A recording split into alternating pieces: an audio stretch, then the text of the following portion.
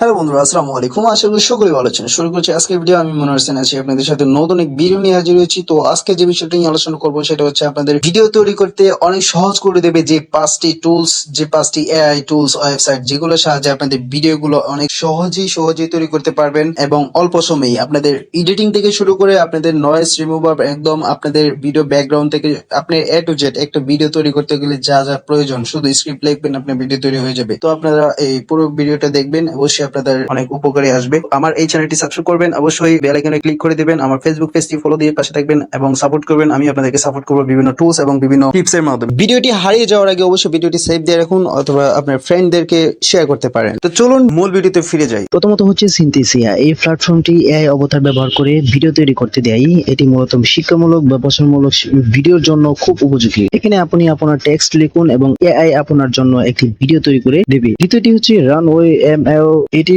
একটি শক্তিশালী video editing সরঞ্জাম। এখানে আপনি এআই এর মাধ্যমে ভিডিওর ব্যাকগ্রাউন্ড পরিবর্তন করতে পারবেন এবং অন্যান্য ভিজুয়াল ইফেক্ট যোগ করতে পারবেন। তৃতীয়টি হচ্ছে ভিক্টোরিয়া এআই। এটি একটি সক্রিয় ভিডিও তৈরি করার সরঞ্জাম। আপনি ব্লগ পোস্ট বা স্ক্রিপ্ট আপলোড করলে এই টুলস সক্রিয়ভাবে ছোট ভিডিও ক্লিপ তৈরি করে দিবে আপনাকে, যা ফেসবুক এবং ইউটিউব রিল অথবা শর্ট ভিডিও বা টিকটকে আপনি সেটা আপলোড করতে পারবেন। চতুর্থ নাম্বার হচ্ছে ইন ভিডিও। এটি একটি অনলাইন ভিডিও এডিটর যেখানে এআই এর কিছু বৈশিষ্ট্য রয়েছে। এটি ব্যবহার করে আপনি সহজে ভিডিও তৈরি ও সম্পাদনা করতে পারবেন খুব সহজেই। পঞ্চমটি হলো ভিডলিও।